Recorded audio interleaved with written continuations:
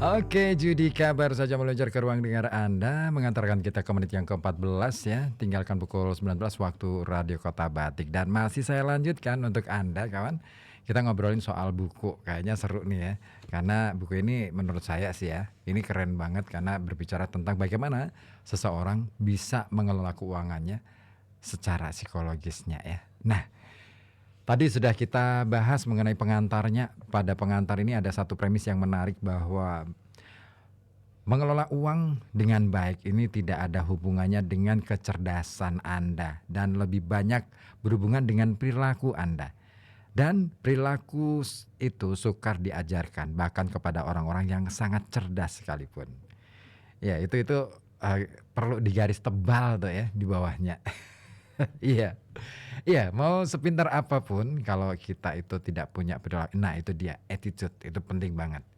Baik, saya lanjutkan ke pengantar bagian berikutnya pada pengantar ya, bahwa dituliskan di sana oleh Morgan Housel, bahwa entry Wikipedia kesukaan saya diawali dengan Roland James Reed yang merupakan seorang filantropis, investor, petugas kebersihan, sekaligus penjaga pom bensin asal Amerika. Ronald Reed ini lahir di pedesaan Vermont dan dia orang pertama di keluarganya yang lulus SMA. Dan itu lebih mengesankan karena dia harus minta tumpangan di mobil orang untuk pergi ke sekolah setiap harinya. Mereka yang mengenal Roland Reed tidak banyak menceritakan hal ini. Kehidupannya sangat bersahaja. Reed memperbaiki mobil di pom bensin selama 25 tahun dan menyapu lantai JC Penney selama 17 tahun.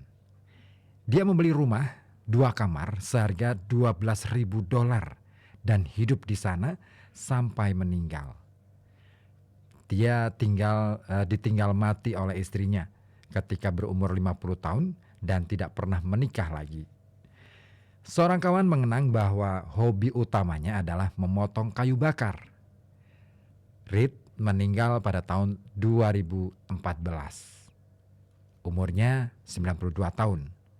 Dan barulah si petugas kebersihan bersahaja dari desa ini masuk berita internasional.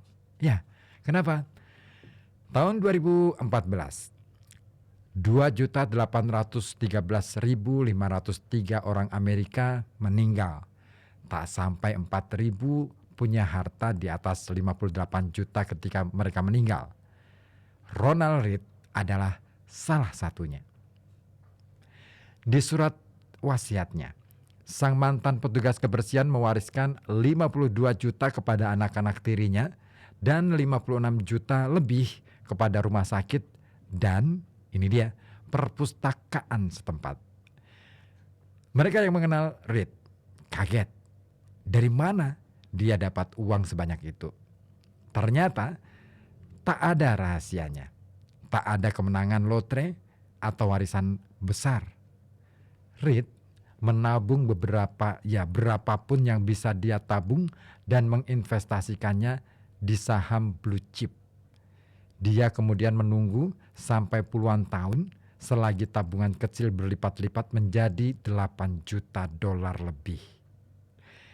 Itu saja dari petugas kebersihan ke filantropis. Beberapa bulan sebelum Ronald Reed meninggal, laki-laki lain yang bernama Richard masuk berita. Richard Fuscon sangat beda dengan Ronald Reed. Fuscon, eksekutif Merrill Lynch, lulusan Harvard, bergelar MBA, berkarir begitu sukses di bidang keuangan sehingga bisa pensiun pada umur 40-an untuk menjadi filantropis.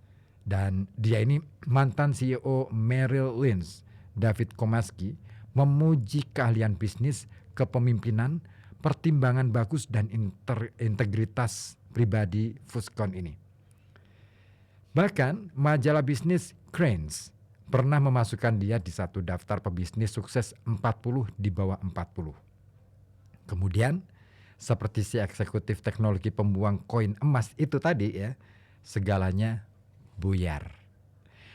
Pada pertengahan 2000-an, Fuscon meminjam banyak uang untuk memperluas rumah 1.600 meter persegi di Greenwich, Connecticut, dengan 11 kamar mandi, 2 lift, 2 kolam, 7 garasi, dan biaya pemeliharaan bulanannya di atas $90.000.